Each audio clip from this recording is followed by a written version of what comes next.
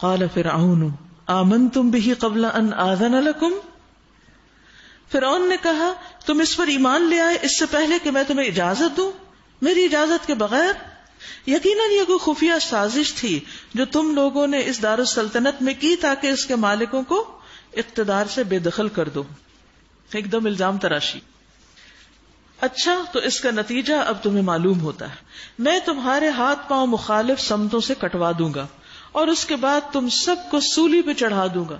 سوچئے کتنی سخت دھمکی تھی فرعون کی طرف سے ان سارے جادوگروں کے خلاف جو فرعون کے کہنے پر حاضر ہوئے تھے اپنے سارے کرتب دکھانے اور اس سے انعام مانگ رہے تھے اور سب کچھ وہ ڈیل ہو رہی تھی.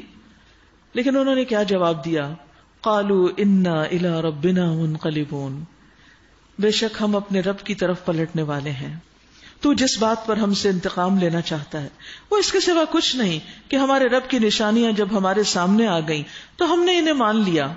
ربنا افرغ علینا صبرا وتوفنا مسلمین، اے ہمارے رب ہم پر صبر کا فیضان کر اور ہمیں دنیا سے اٹھا تو اس حال میں کہ ہم تیرے فرما بردار ہوں.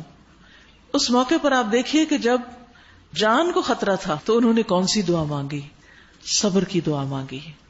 یا اللہ ہمیں ایسی طاقت عطا کر جس کے ذریعے ہم وہ کچھ برداشت کر سکیں جس کی فرعون ہمیں دھمکی دے رہا ہے. یاد رکھیے صبر کی خوف کے موقع پر بھی ضرورت ہوتی ہے تاکہ انسان کا دل جمع رہے، کیونکہ یہ دھمکی بہت بڑی دھمکی تھی، اتنی بڑی دھمکی تھی کہ جسے انسان برداشت نہیں کر سکتا. اپنے آپ کو وہاں رکھ کے دیکھیے کوئی آپ کو یہ کہے کہ آپ کا ہاتھ پاؤں کاٹ دیا جائے گا اور آپ کو سولی پہ لٹکا دیا جائے گا اگر آپ اس کام سے باز نہ آئے تو واقعی کیا کیفیت ہوگی. لیکن انہوں نے اپنے نفسوں کو مضبوط کرنے کے لیے، جمانے کے لیے، اس خوف کا مقابلہ کرنے کے لیے، اس دہشت کا مقابلہ کرنے کے لیے اللہ سے صبر کی دعا کی. ہمارے ہاں عام طور پر صبر کسی مصیبت کے آ جانے کے بعد کیا جاتا ہے، یہ سمجھا جاتا ہے کہ اب، لیکن یہاں پر ابھی مصیبت آئی نہیں، وہ دکھائی دے رہی ہے سامنے، لیکن اس کا مقابلہ کرنے کے لیے وہ دعا کر رہے ہیں. تو یاد رکھیے آئندہ کبھی خوف ہو، کبھی کسی چیز کی پریشانی ہو کہ کہیں یہ نہ ہو جائے، کہیں وہ نہ ہو جائے، تو اس وقت بھی اللہ سبحانہ وتعالیٰ سے صبر مانگیے. اور دعا بھی کیسے کی؟ کہا ربنا افرغ علینا صبرا، اللہ ہم پہ صبر انڈیل دے. افراغ کہتے ہیں کہ برتن میں جو کچھ ہو وہ سب کا سب انڈیل دیا جائے، کچھ بھی باقی نہ بچے. مثلا آپ جگ سے پانی ڈال رہے ہیں گلاس میں تو پورے کا پورا پانی گلاس میں ڈال دے تو اس کو افراغ کہتے ہیں کہ یا رب جتنا بھی صبر ہوتا ہے وہ سارا ہمارے اندر ڈال دے. اور جب دل صبر سے بھر جائے تو پھر دل کے اندر کیسی کیسی قوت ہوگی، کوئی بزدلی کا نام نہیں ہوگا، پھر ایسے خوف کا مقابلہ کرنے کی سکت آ جائے گی. تو کہیں بھی ایسی کوئی کیفیت آئے کہ جس میں آپ خوف کا شکار ہو، گھبراہٹ، یا رب ہمارے قدم جما دے، ہمیں صبر عطا کر دے. اور پھر ساتھ انہوں نے ایک اور دعا بھی مانگی، وَتَوَفَّنَا مُسْلِمِينَ، اور ہمیں اسلام کی حالت میں فوت کرنا. یعنی صرف اپنے اوپر اعتماد نہیں کیا کہ ہم تو اب ایمان لے آئے ہیں اور یہ اگر ہمیں مار دے گا تو ہم مومن ہی مریں گے، پھر بھی کہا کہ اللہ ہمیں اسلام پر ہی رکھنا، کیونکہ اب انہیں زندگی کی کوئی امید نہیں رہی تھی. اور اس کے ساتھ ہی پھر جب صبر آ گیا تو فرعون کی دھمکی کی بھی پرواہ نہیں رہی. اب ان کی زندگی کا مقصد کیا تھا کہ آخرت میں نجات ہو جائے، اسلام پر موت آئے اور جو کچھ اللہ کے پاس انعام و اکرام ہے اس کو حاصل کر سکیں. اس سے کیا ہوا؟ فرعون ہی ذلیل ہوا اور اس کی دھمکی باطل ہو گئی. یاد رکھیے صبر سب سے زیادہ وسیع اور بہترین نعمت ہے، لہذا آج کی اس دعا کو پکڑ لیں، ربنا افرغ علینا صبرا. مثلا یہاں آنے میں کوئی مشکل پیش آ رہی ہے، کوئی رکاوٹ آ رہی، کچھ ہو رہا ہے، ربنا افرغ علینا صبرا. ابو سعید خدری کہتے ہیں کہ انصار کے کچھ لوگوں نے رسول اللہ صلی اللہ علیہ وسلم سے مال کا سوال کیا تو آپ نے ان کو دے دیا، انہوں نے پھر مانگا، آپ نے پھر دے دیا، حتیٰ کہ آپ کے پاس جو کچھ تھا سارا ہی ختم ہو گیا. تو آپ نے فرمایا میرے پاس جو بھی مال ہوگا میں تم سے ہرگز بچا کے نہیں رکھوں گا، وہ تمہیں کو دوں گا، تمہیں میں بانٹوں گا. لیکن جو شخص سوال سے بچنے کی کوشش کرے گا اللہ اسے بچا لے گا. اسے کسی کا محتاج نہیں کرے گا. جو بے نیازی اختیار کرے گا اللہ اسے بے نیاز کر دے گا, اور جو صبر کرے گا اللہ اس کو صبر عطا کر دے گا. اب یہاں صبر کیا ہے؟ سوال سے بچنا. اور کسی کو کوئی ایسا عطیہ تحفہ نہیں دیا گیا جو صبر سے بہتر اور وسیع تر ہو.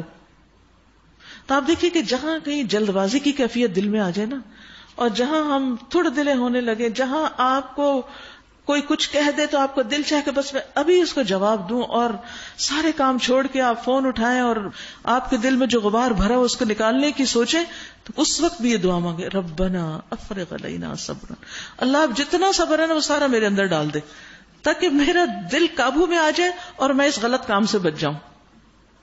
تو اللہ ضرور مدد کرے گا. ہر موقع پر جہاں اپنا آپ کمزور دکھائی دے کہ ہم اپنا مقابلہ خود بھی نہیں کر سکتے, خود کو کنٹرول نہیں کر سکتے, وہاں اللہ سے صبر کی دعا کیجیے. اور یاد رکھیے کہ جب انسان صبر مانگتا ہے اور صبر کرنے لگتا ہے تو اللہ کی مدد آ جاتی ہے. وَاصْبِرُوا إِنَّ اللَّهَ مَعَ الصَّابِرِينَ, اور صبر کرو, بے شک اللہ صبر کرنے والوں کے ساتھ ہے. اور پھر اللہ کی مدد کیسے آتی ہے؟ جیسے جنگ بدر میں آئی تھی, ان تصبروا وتتقوا ويأتوكم من فورهم هذا يمددكم ربكم ب5,000 من الملائكة مصومين. کیوں نہیں, اگر تم صبر کرو اور اللہ سے ڈرتے رہو, اور اگر دشمن تم پر فوراً چڑھائے تو تمہارا رب خاص نشان رکھنے والے 5,000 فرشتوں سے تمہاری مدد کرے گا. یعنی اللہ کی مدد آئے گی, لیکن کب؟ ان تصبروا وتتقوا, تم سے بھی تو کچھ چاہیے نا, اور وہ صبر ہے اور تقوی ہے. تم صبر کرو گے مدد آئے گی. اور پھر آخرت میں اجر عظیم, انما یوفی الصابرون اجرہم بغیر حساب, صبر کرنے والوں کو ان کا اجر بے حساب, ان لمیٹڈ دیا جائے گا. اسی لیے روزے کی جزا ان لمیٹڈ ہے, اللہ نے چھپا کے رکھی ہے, کیونکہ اس میں سارا دن انسان کو صبر کرنا ہوتا ہے, کھانے پینے سے, خواہشات کی تکمیل سے, اور فضول باتوں سے بھی, ہر طرح کی ایسی گفتگو سے بھی بچنا ہوتا ہے کہ جس سے روزہ خراب ہوتا ہے. وقال الملأ من قوم فرعون اتذر موسى وقومه ليفسدوا في الارض ويذرك وآلهتك. فرعون سے اس کی قوم کے سرداروں نے کہا, کیا تو موسیٰ اور اس کی قوم کو یوں ہی چھوڑ دے گا کہ ملک میں فساد پھیلائیں, اور وہ تیری اور تیرے معبودوں کی بندگی چھوڑ بیٹھے؟ فرعون نے جواب دیا, میں ان کے بیٹوں کو قتل کراؤں گا اور ان کی عورتوں کو جیتا رہنے دوں گا تاکہ ان کو ہم اپنی کنیزیں بنا لیں. ہمارے اقتدار کی گرفت ان پر مضبوط ہے. تکبر کے جملے. موسیٰ علیہ السلام نے اپنی قوم سے کہا, کیا استعینوا باللہ واصبروا, اللہ سے مدد مانگو اور صبر کرو. زمین اللہ کی ہے, اپنے بندوں میں سے جس کو چاہتا ہے اس کا وارث بنا دیتا ہے, اور آخری کامیابی انہی کے لیے ہے جو اس سے ڈرتے ہوئے کام کریں, متقین. اس کی قوم کے لوگوں نے کہا, تیرے آنے سے پہلے بھی ہم ستائے جاتے تھے اور تیرے آنے پر بھی ستائے جا رہے ہیں, یعنی ہمارے حال کب بدلیں گے, ہمیں اس ظلم سے کب نجات ہوگی. اس نے جواب دیا, قریب ہے وہ وقت کہ تمہارا رب تمہارے دشمن کو ہلاک کر دے اور تمہیں زمین میں خلیفہ بنائے, پھر دیکھے کہ تم کیسے عمل کرتے ہو. ہم نے فرعون کے لوگوں کو کئی سال تک قحط اور پیداوار کی کمی میں مبتلا رکھا کہ شاید ان کو ہوش آئے, مگر ان کا حال یہ تھا کہ جب اچھا زمانہ آتا تو کہتے کہ ہم اسی کے مستحق ہیں. فَإِذَا جَاءَتْهُمُ الْحَسَنَةُ قَالُوا لَنَا هَذِهِ, ہم اس کے مستحق ہیں, we deserve it. اور جب برا زمانہ آتا تو موسیٰ اور اس کے ساتھیوں کو اپنے لیے منحوس قرار دیتے, حالانکہ در حقیقت ان کی نحوست تو اللہ کے پاس تھی, مگر ان میں سے اکثر بے علم تھے, یعنی ان سے برا شگون لیتے, حالانکہ یہ بدشگونی کے خود ہی اہل تھے, مگر ان میں سے اکثر بے علم تھے. یاد رکھیے کہ جب انسان کے پاس کوئی بھی نعمت آئے تو اس کو سب سے زیادہ اللہ کا شکر ادا کرنا چاہیے, اور فوراً یہ سوچنا چاہیے مجھ پر اللہ کی رحمت ہوئی, یہ برکت ہے, یہ اس کی عنایت ہے, یہ اس نے دیا ہے. لیکن کچھ لوگ ایسے بھی ہوتے ہیں کہ شکر ادا کرنے کی بجائے خود کو نعمت کا حقدار سمجھتے ہیں, اور وہ کہتے ہیں کہ یہ تو ہمیں ملنی چاہیے تھی, یہ تو ہمارا رائٹ تھا, یا اپنا کمال سمجھنے لگتے ہیں کہ یہ ہماری کوششوں کی وجہ سے. بعض لوگ کہتے ہیں انما اوتیتہ علی علم، یہ سب کچھ تو میرے علم کی وجہ سے مجھے ملا ہے. اللہ تعالیٰ فرماتے ہیں بل ہی فتنہ، یہ تو فتنہ ہے، ولکن اکثرہم لا یعلمون، لیکن اکثر لوگ جانتے نہیں ہیں. قارون نے بھی تو یہی کہا تھا نا کہ مجھے یہ سب کچھ میرے علم کی بنا پر ملا ہے. اور پھر جب لوگ یہ سمجھتے ہیں نا کہ یہ ہماری کوشش کا نتیجہ ہے، ہمارے علم کی وجہ سے، ہماری ذہانت کی وجہ سے، ہماری کسی قوت اور ہماری کسی بڑائی کی وجہ سے یہ سب کچھ ہمیں مل رہا ہے، تو یہ بہت ہی ناپسندیدہ خیال ہے. ہمیں جو کچھ بھی ملا ہے، قرآن مجید میں آتا ہے وَمَا بِكُم مِّن نِّعْمَةٍ فَمِنَ اللَّهِ، تمہارے پاس کوئی بھی جو نعمت ہے، کوئی بھی، یو نیم اٹ، سب اللہ کی طرف سے ہے. اس نے بن مانگے ہمیں بہت کچھ دیا ہے. آپ دیکھیے کہ کیا آپ نے مانگا تھا کہ آپ کی نگاہ صحیح کام کرے، اور وہ جس طریقے پر ہماری آنکھ کام کرتی ہے وہ سسٹم سارا ہم نے مانگ کر لیا تھا اللہ سے. بن مانگے ملا نا. یہ بہت ساری نعمتیں جنہیں ہم شمار بھی نہیں کر سکتے اللہ ہی کی دی ہوئی ہیں. لہذا وہ نعمت جسے ہم نعمت سمجھتے نہیں اور وہ نعمت جسے ہم بطور نعمت دیکھتے ہیں، ان سب مواقع پر ہمیں اللہ کا ہی شکر گزار بننا چاہیے اور کبھی اس کو اپنے سے منسوب نہیں کرنا چاہیے کہ یہ میری وجہ سے ہوا ہے. پھر اسی طرح ان کا حال کیا تھا کہ جب ان کو کوئی مصیبت آتی تو موسیٰ علیہ السلام کو فعال بد قرار دیتے. یاد رکھیے یہ بھی ایک بڑی مشکل ہے. اکثر لوگ مصیبت آنے کی وجہ نہیں جان پاتے، لہذا اس وجہ کو دور بھی نہیں کرتے. بہت سے لوگوں کا یہ حال ہوتا ہے کہ جب ان کی زندگی میں کوئی بھی مسئلہ آتا ہے تو ان کو یہ سمجھ نہیں آتی کہ مسئلہ پیدا کیوں ہوا ہے، اور جس کو یہی سمجھ نہ آئے کہ مسئلہ پیدا کیوں ہوا ہے وہ اس کا حل کیسے نکالے گا، وہ تو نہیں نکال سکتا، تو پھر اس کی پریشانی بڑھتی رہے گی. یہ بھی بہت بڑی نعمت ہے کہ انسان پر کوئی تکلیف آئے، کوئی مشکل آئے، کوئی آزمائش آئے، کوئی امتحان ہو اور اس کو یہ سمجھ آ جائے کہ یہ اس وجہ سے ہوا ہے، اور پھر وہ یا تو اگر کوئی گناہ ہے تو اس پر توبہ استغفار کرے، اور اگر کوئی ظاہری سبب نظر آ رہا ہے تو اس کا علاج کرے. اب دیکھیے کہ آپ ڈاکٹر کے پاس جاتے ہیں، آپ اس کو ادھر ادھر کی بات بتاتے ہیں، اصل مرض ہی نہیں بتاتے، تو وہ بھی پھر آپ کو ویسی دوا دیتا ہے، تو اس سے بیماری گھٹنے کی بجائے اور بڑھ جاتی ہے. ایک دفعہ میں ایک رپورٹ پڑھ رہی تھی کہ اس میں باقاعدہ فگرز دیے ہوئے تھے امریکن ڈاکٹرز کے بارے میں کہ ان کے کتنے لوگ صرف ڈاکٹرز کی غلط تشخیص کی وجہ سے مرتے ہیں، جن کی تعداد روڈ ایکسیڈنٹس میں مرنے والوں سے بھی کہیں زیادہ ہے. موت تو اللہ کے ہاتھ میں ہے، لیکن انسانوں کی وہ کون سی غلطیاں ہوتی ہیں کہ جن کی وجہ سے انسانوں پہ مشکل آ جاتی ہے. اس کو جاننا بھی ایک علم ہے، اور اس کے لیے صرف ظاہری علم نہیں، اس کے لیے حکمت درکار ہے، اس کے لیے گہرا فہم درکار ہے، اس کے لیے اللہ کی توفیق درکار ہے. ہم میں سے ہر شخص اپنے بارے میں سوچے، کسی دوسرے کے لیے نہیں. ہم میں سے ہر شخص سوچے کہ اس کی زندگی میں کوئی چھوٹا مسئلہ ہے یا بڑا مسئلہ ہے، وہ کیوں پیش آ رہا ہے، اس کی وجہ کیا ہے. دوسروں کو صرف مورد الزام نہ ٹھہرائیں، اپنے اندر کی کمی کوتاہی کو بھی پہچانیں. اللہ سے وہ شعور مانگے، وہ سمجھ مانگے کہ اللہ سبحانہ و تعالیٰ آپ کو اپنی غلطی دکھائے تاکہ آپ کے پارٹ پر اصلاح ہو جائے. جب آپ اصلاح کے لیے قدم اٹھا لیں گے تو انشاءاللہ دوسری طرف سے بھی اصلاح ہو جائے گی. جو شخص اپنی اصلاح نہیں کر سکتا، اپنے آپ کو ٹھیک نہیں کر سکتا، وہ کیوں توقع رکھتا ہے کہ دوسرا ٹھیک ہو جائے. آپ تو اپنے آپ کو کنٹرول کر نہیں سکتے، نہ اپنے غصے کو، نہ اپنی فرسٹریشن کو، اور آپ دوسرے سے توقع رکھتے ہیں کہ وہی سیدھا ہو جائے اور وہی بہت اچھا انسان بن جائے. یہ کیسے ممکن ہے؟ تو یاد رکھیے اللہ سے جب ہم علم مانگتے ہیں نا اور فہم مانگتے ہیں تو اس کا بھی مانگے، یعنی صرف کتابی علم نہیں مانگے، کیونکہ جب ہم کہتے ہیں نا ربی زدنی علما تو ہمارے سامنے کتابیں آ جاتی ہیں، ہم بہت سی کتابیں پڑھ لیں، بہت سے لیکچر سن لیں. اس سے سب کچھ نہیں آتا. اللہ سبحانہ و تعالیٰ بہت سا علم اور سمجھ انسان کو امتحان میں ڈال کر دیتا ہے. اگر انسان کی دل کی آنکھیں کھلی ہوں تو اس کو سب نظر آتا ہے، وہ پڑھ سکتا ہے اپنی ان آنکھوں سے کہ اس پر آنے والی مصیبت کیوں آئی ہوئی ہے، اللہ تعالیٰ اس کو کیا سکھانا چاہتے ہیں، اس کا سبب کیا ہے اور اس کا حل کیا، اس سے نکلنے کا راستہ کون سا ہے.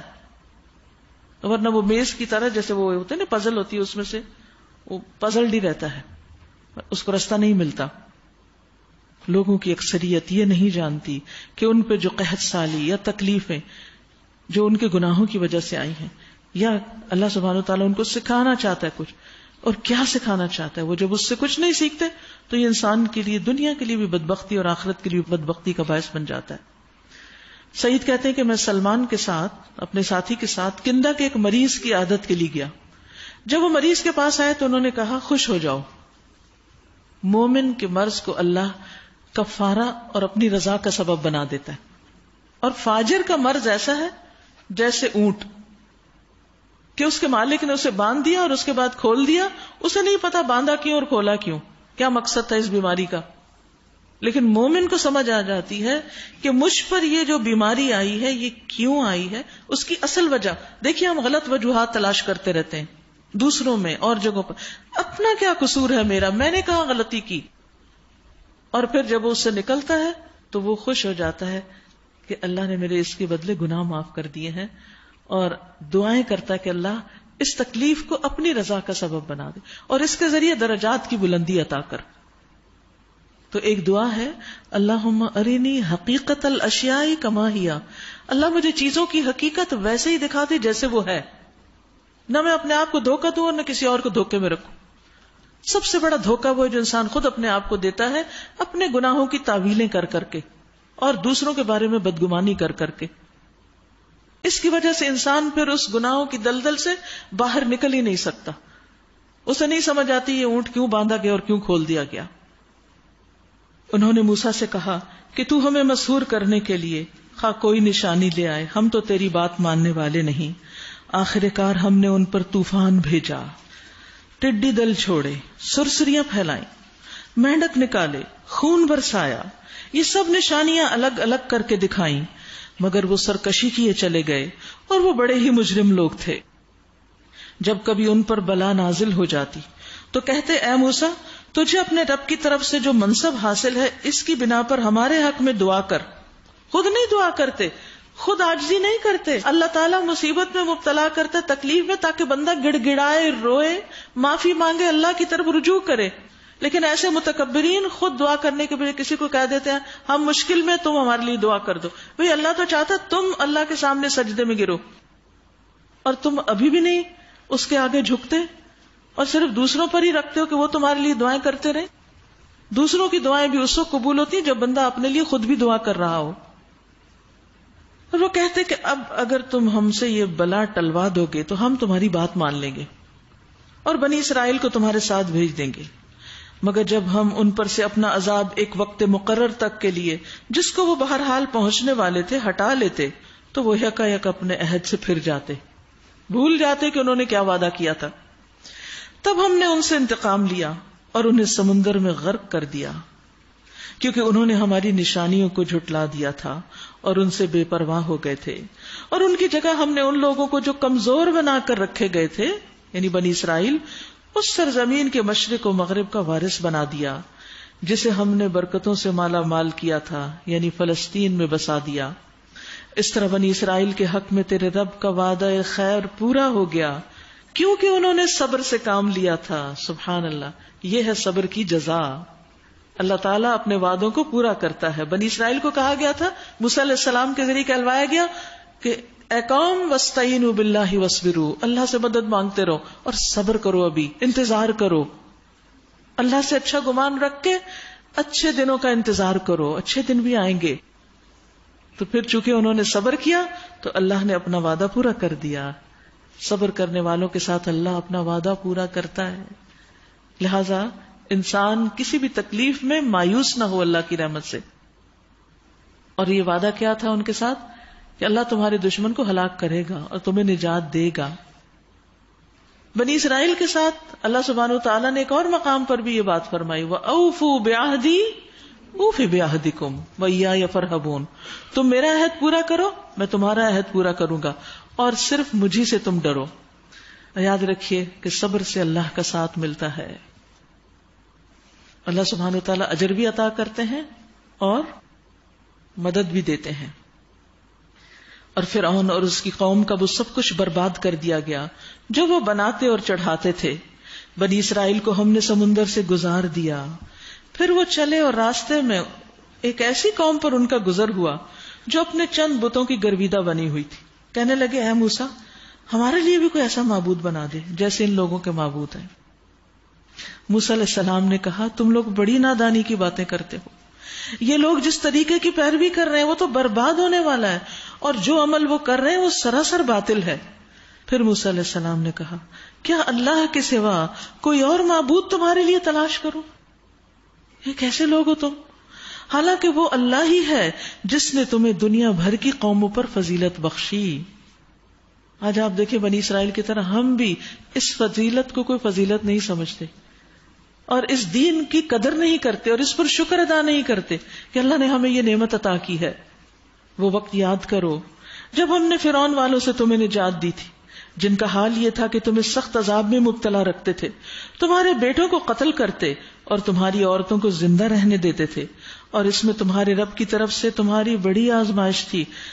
قتل تو فرعون ہی کرتے تھے لیکن اللہ تعالیٰ نے فرمایا آزمائش میری طرف سے تھی, میں نے تمہیں اس حال میں ڈالا تھا تمہارے اعمال کی وجہ سے. تو یاد رکھیے جب مسلمانوں پر کوئی غیر قوم مسلط ہو جائے تو بظاہر یوں لگتا ہے نا کہ یہ دوسروں کی سازش ہے اور وہ آ کے مصیبت میں مبتلا کر رہے ہیں ان کو, لیکن یہ دراصل اللہ ہی کی طرف سے امتحان ہوتا ہے اور اس کی حکمت کو بھی سمجھنا چاہیے کہ امتحان کیوں آیا ہے. اور جو ابھی تک امن میں ہیں ان کو بھی سبق سیکھنا چاہیے کہ ہم اللہ کی طرف رجوع کریں کہ اللہ تعالیٰ ہمیں عافیت میں رکھے. ہم نے موسیٰ علیہ السلام کو 30 راتوں کے لیے کوہ سینا پر طلب کیا اور بعد میں 10 دن کا اور اضافہ کر دیا. اس طرح اس کے رب کی مقرر کردہ مدت پورے 40 دن ہو گئی. موسیٰ علیہ السلام نے چلتے ہوئے اپنے بھائی ہارون سے کہا کہ میرے پیچھے تم میری قوم میں میری جانشینی کرنا اور ٹھیک کام کرتے رہنا اور بگاڑ پیدا کرنے والوں کے طریقے پر نہ چلنا. جب وہ ہمارے مقرر کیے ہوئے وقت پر پہنچے یعنی موسیٰ علیہ السلام تو اس کے رب نے اس سے کلام کیا تو انہوں نے التجا کی اے رب میں تجھے دیکھنا چاہتا ہوں. رب بھی ہری نہیں, اے میرے رب مجھے دکھا, انظر الیک میں تجھے دیکھوں, تجھے دیکھنا چاہتا ہوں. قال لن ترانی, کہا تم ہرگز مجھے نہیں دیکھ سکتے. ہاں ذرا سامنے پہاڑ کی طرف دیکھ, اگر وہ اپنی جگہ پر قائم رہ جائے تو مجھے ضرور دیکھ لے گا. چنانچہ اس کے رب نے جب پہاڑ پر تجلی کی تو اسے ریزہ ریزہ کر دیا اور موسیٰ بے ہوش ہو کر گر پڑے. جب ہوش آیا تو بولے سبحانک, پاک ہے تو, تبت الیک, میں تیری طرف توبہ کرتا ہوں کہ میں نے ایسا مطالبہ ہی کیوں کیا. حالانکہ وہ ان کا شوق تھا کہ اللہ کو دیکھیں. آپ دیکھیں کہ جو کسی سے محبت کرتا ہے اس کو دیکھنے کا شوق رکھتا ہے. ہم سب رسول اللہ صلی اللہ علیہ وسلم کو دیکھنا چاہتے ہیں, صحابہ کو دیکھنا چاہتے ہیں, جن سے ہم کہتے ہیں ہمیں کبھی خواب میں ہی نظر آ جائے. کچھ لوگ باقاعدہ کچھ وظیفے کرتے رہتے ہیں کہ نبی صلی اللہ علیہ وسلم ان کو خواب میں نظر آئے. بہت شوق ہوتا ہے, محبت ہے نا, اس لیے شوق ہے دیکھنے کا. اسی طرح کچھ لوگوں کو اللہ کے دیدار کا بھی بڑا شوق ہوتا ہے. خاص الخاص لوگ جو ہوتے ہیں وہ ہر کام اللہ کے چہرے کی خاطر کرتے ہیں, مشکل سے مشکل کام کر لیتے ہیں کہ کل ہمیں یہ سعادت نصیب ہو جائے. تو موسیٰ علیہ السلام بھی اللہ سے محبت کرتے تو ان کو شوق تھا اللہ کو دیکھنے کا, تو انہوں نے جو دل میں خواہش تھی وہ اس کا اظہار کر دیا, اللہ پاک میں آپ کو دیکھنا چاہتا ہوں. اور یہ ہمت کیسی ہوئی جب اللہ تعالیٰ نے کلام کیا. اس سے پہلے تو کبھی ایسا مطالبہ نہیں کیا, لیکن ہوتا ہے نا انسان کو جب ایک نعمت ملتی تو انسان چاہتا ہے ایک تھوڑی سی اور بھی مل جائے, ایک قدم اور آگے, ایک ہمت ہو جاتی ہے, جرأت ہو جاتی ہے. تو اپنے مطالبے کا اظہار کر لیا, لیکن بعد میں کہا اللہ میں توبہ کرتا ہوں, میں نے ایسی بات بھی کیوں کی, اور سب سے پہلا ایمان لانے والا میں ہوں. قال یا موسیٰ انی اصطفیتک علی الناس برسالاتی وبکلامی, فرمایا اے موسیٰ میں نے تمام لوگوں پر ترجیح دے کر تجھے منتخب کر لیا کہ میری پیغمبری کرے اور مجھ سے ہم کلام ہو, بس جو کچھ میں تمہیں دوں اسے لے لو اور شکر بجا لاؤ. فخذ ما آتیتک وکن من الشاکرین. اب دیکھیے کہ جب اللہ سبحانہ و تعالیٰ کے منع کردہ چیز سے منع ہو گئے اور توبہ کر لی اور اللہ کی پاکی بیان کی تو اس کے عوض خیر کثیر ملی ان کو. یعنی اس مطالبے کے بعد بے ہوش تو ہوئے, گرے, پھر اللہ نے اٹھایا اور انہوں نے توبہ کی. فرمایا کہ میں نے تجھے چن لیا ہے, اپنا رسول بنا لیا ہے, جو میں تمہیں دے رہا ہوں اس کو لے لو اور اس پر شکر ادا کرو. جب اللہ سبحانہ وتعالی کسی خیر کے کام کے لیے آپ کو چن لے تو اللہ کا شکر بجا لائیں, اللہ سبحانہ وتعالی کا خاص شکر ادا کریں. اس شکر میں خاص صدقہ کریں, خاص نفل پڑھیں, یعنی کوئی بھی آپ کام کرنا چاہیں, اگرچہ شکرانے کے نفل نہیں ہوتے بطور خاص, کوئی سجدہ شکر ہوتا ہے. نبی صلی اللہ علیہ وسلم کو جب خوشی کی کوئی خبر ملتی تھی تو آپ سجدہ کرتے تھے شکر کے طور پر. اس کے بعد ہم نے موسیٰ علیہ السلام کو ہر شعبہ زندگی کے متعلق نصیحت اور ہر پہلو کے متعلق واضح ہدایت تختیوں پر لکھ کر دے دی. یعنی اللہ سبحانہ وتعالیٰ نے ان کو جو دینا تھا پہلے فرمایا کہ لے لو اس کو, اور پھر یہ سب کچھ لکھ کر دیا, اور ان سے کہا کہ ان ہدایات کو مضبوط ہاتھوں سے سنبھال اور اپنی قوم کو حکم دے کہ ان کے بہتر مفہوم کی پیروی کریں, ان قریب میں تمہیں فاسقوں کے گھر دکھاؤں گا. نے اللہ سبحانہ وتعالیٰ نے جو احکامات دیے ان کی طرف اشارہ ہے کہ تم ان کو لے لو اور ان میں سے جو بہترین ہے ان کی پیروی کرو. یاد رکھیے کہ اللہ سبحانہ وتعالیٰ کے سارے احکامات ہی بہترین ہیں, لیکن کچھ احکامات دوسروں کی نسبت زیادہ بہترین ہیں. یعنی سبھی اچھے ہیں لیکن کچھ خاص احکامات ہیں. تو ہمیشہ یاد رکھیے کہ اللہ نے جو بھی ہمیں دیا ہے وہ اچھا ہی ہے, لیکن اس میں سے کچھ بہت ہی اچھا ہے. مثلا اللہ تعالیٰ فرماتے ہیں ان تبدوا الصدقات فنعما ہی وان تخفوها وتؤتوها الفقراء فهو خیر لکم. اگر تم صدقہ ظاہر کر کے دو تو یہ بھی اچھی بات ہے, اور اگر اسے چھپا کے دو اور محتاج کو دو تو یہ تمہارے لیے زیادہ اچھا ہے, خیر لکم. تو اب آپ دیکھیے بہت سے لوگ اس کنفیوژن میں رہتے ہیں, دکھا کے دیں, چھپا کے دیں, کیسے نہ دیں. تو آپ دیکھیے کہ سامنے دینے میں بھی خیر ہے, لیکن اگر انسان خفیہ صدقہ کرے تو اس کا اجر زیادہ ہے. اور کبھی سامنے دے کر اگر نیت کنٹرول میں تو سامنے دینے سے ہی کہ اوروں کو بھی خیال آ جاتا ہے, تو آپ دوسروں کے لیے ایک اچھی مثال قائم کر دیتے ہیں. اسی طرح قرآن مجید سے ہمیں پتہ چلتا ہے, پیچھے آپ چھٹے پارے میں پڑھ چکے ہیں کہ اللہ سبحانہ وتعالیٰ کو بدگوئی پہ زبان کھولنا پسند نہیں, مگر یہ کہ جس پہ ظلم کیا گیا اس کو کچھ اجازت ہے. لیکن بعد میں کیا فرمایا کہ معاف کر دو, درگزر کرو, اللہ معاف کرنے والوں کو پسند کرتا ہے. پھر اسی طرح بدلہ لینے کی ہمیں اجازت ہے اگر کوئی ہم پہ ظلم کرے, لیکن صبر کرنا زیادہ بہتر ہے. قرآن مجید میں آتا ہے وَلَمَنِ انتصر بعد ظلمه فَأُولَئِكَ مَا عَلَيْهِم مِّن سَبِيلٍ. اور بے شک جو شخص اپنے اوپر ظلم ہونے کے بعد بدلہ لے لے تو یہ وہ لوگ ہیں جن پر کوئی الزام نہیں, کوئی راستہ نہیں. لیکن اس کے ساتھ ساتھ اللہ تعالیٰ نے یہ بھی بیان کر دیا کہ صبر اور معاف کرنا زیادہ بہتر ہے. وَلَمَنْ صَبَرَ وَغَفَرَ إِنَّ ذَلِكَ لَمِنْ عَزْمِ الْأُمُورِ.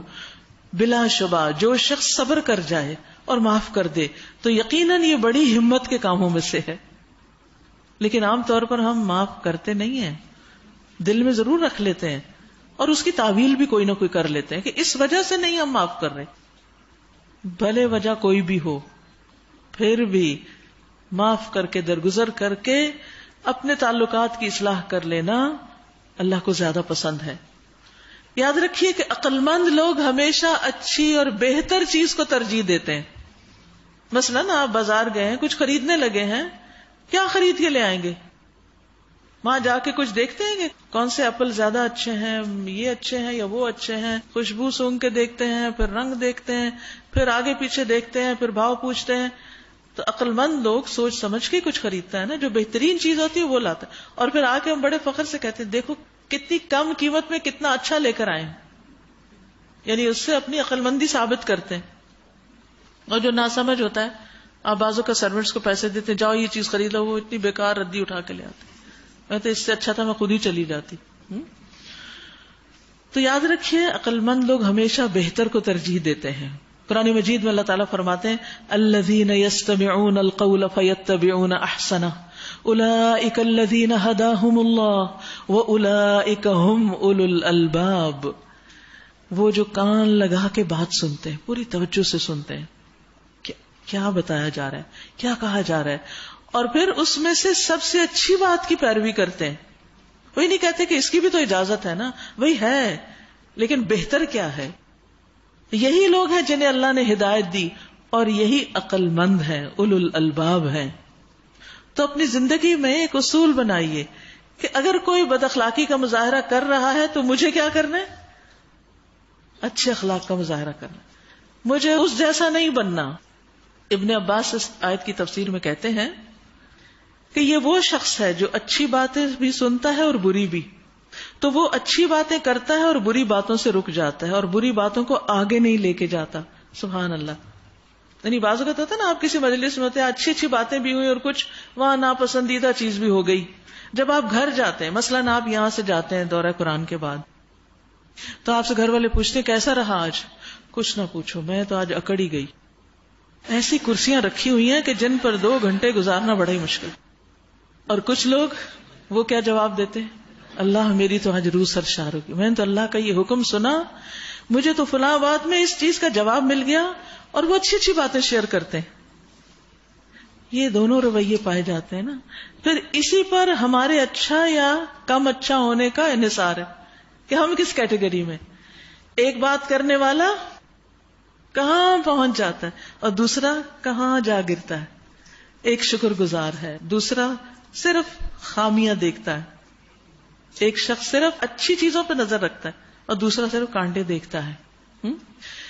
تو بات یہ ہے کہ اچھے لوگ, عقل مند لوگ کہیں پر بھی ہوں, صرف قرآن کی مجلس میں نہیں, کہیں پر بھی ہوں, وہاں سے اچھی چیزیں اٹھا کے لاتے, اچھی چیزیں چن کے لاتے, اس مجلس کی اچھی باتیں یاد رکھتے ہیں اور پھر انہی کو آگے شیئر کرتے ہیں, اور بری باتوں سے اجتناب کرتے ہیں. پھر اس کا یہ معنی بھی کیا گیا کہ وہ قرآن سنتے ہیں اور اس کے علاوہ اور باتیں بھی سنتے ہیں, لیکن وہ پیروی قرآن ہی کی کرتے ہیں. سبحان اللہ. یعنی علم تو بہت سارے ہیں, حکمت کی باتیں بھی بہت لوگ کرتے ہیں, اقوال زرین اور وزڈم کی باتیں, اور وزڈم گروز بھی بہت سے ہیں. ہاں سب ٹھیک ہے اپنی جگہ, لیکن جو بات اللہ کی ہے وہ اللہ ہی کی ہے, اور وہ اس کو سب پر ترجیح دیتے ہیں. یہ سب پر ٹاپ پر ہے, یہ ان کے فوکس میں ہے. ایسے بندوں کے لیے خوشخبری ہے. فبشر عباد الذین یستمعون القول فیتبعون احسنہ. میرے بندوں کو خوشخبری دے دیجئے جو کان لگا کے بات سنتے ہیں, پھر اس میں سے سب سے اچھی کی پیروی کرتے ہیں, اس کو فالو کرتے ہیں, اس پر عمل بھی کرتے ہیں, اور وہ دوسروں سے شیئر بھی کرتے ہیں. موسیٰ علیہ السلام کو یہی ہدایت دی گئی تھی, کیونکہ وہ اخلاق کی بلندیوں پر ہوتے ہیں نا پیغمبر, اور وہ عزیمت کی راہ اختیار کرتے ہیں, رخصت کی نہیں. اب دیکھیے کہ بہت سے فقہی احکامات ایسے ہیں کہ جن کو جان کر آپ کو رخصت کے پہلو دین میں ملتے ہیں کہ اس کی اجازت ہے, یہ کر سکتے ہیں, مجبوری میں یہ کیا جا سکتا ہے. لیکن جو صاحب ایمان اور عقل مند لوگ ہوتا ہے وہ رخصتوں کی بجائے کس پہ نظر رکھتا ہے کہ زیادہ بہتر کیا ہے, عزیمت کس میں, زیادہ اجر کس میں ہے, کون سی راہ زیادہ بہتر ہے, اور وہ اختیار کرتا ہے, اور یہ اس کے عقل مند ہونے کی علامت ہوتی ہے. پھر فرمایا میں اپنی نشانیوں سے ان لوگوں کی نگاہیں پھیر دوں گا جو بغیر کسی حق کے زمین میں بڑے بنتے ہیں. وہ خواہ کوئی نشانی دیکھ لیں کبھی اس پر ایمان نہ لائیں گے.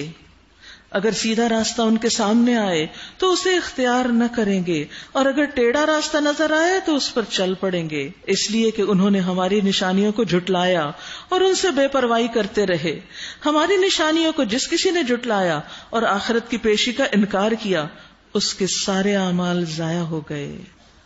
اللہ اکبر. هل یجزون الا ما كانوا يعملون. کیا لوگ اس کے سوا کچھ اور جزا پا سکتے ہیں کہ جیسا کریں ویسا بھریں. یہاں بھی ایک بڑی اہم بات کی گئی ہے, اور وہ یہ اللہ تعالیٰ فرماتے ہیں کہ میں اپنی آیات سے ان لوگوں کو پھیر دوں گا جو زمین میں ناحق تکبر کرتے ہیں. تو اس سے یہ پتہ چلتا ہے کہ تکبر اور بے صبرا پن علم سے محروم کر دیتا ہے انسان کو, اللہ کی آیات سے دور کر دیتا ہے. ہم نے جب اپنے ماسٹرز میں پہلے دن کی کلاس اٹینڈ کی تو ہمارے استاد نے ایک بہت اچھی بات کہی, اور مجھے آج تک یاد ہے کہ العلم یضیع بین الحیاء والکبر، کہ علم جو ہے وہ شرم کرنے اور تکبر کرنے سے ضائع ہو جاتا ہے. اس دن میں نے اصول بنایا تھا کہ جو بات مجھے سمجھ نہیں آئے گی میں بغیر جھجکے پوچھ لوں گی استاد سے، کیونکہ ایک بعض اوقات سوال ہوتا ہے یا کوئی اچھی بات ہم شیئر کر سکتے ہیں لیکن ہم کہتے ہیں بھائی لوگ کیا کہیں گے، پتہ نہیں ٹھیک ہے کہ غلط ہے.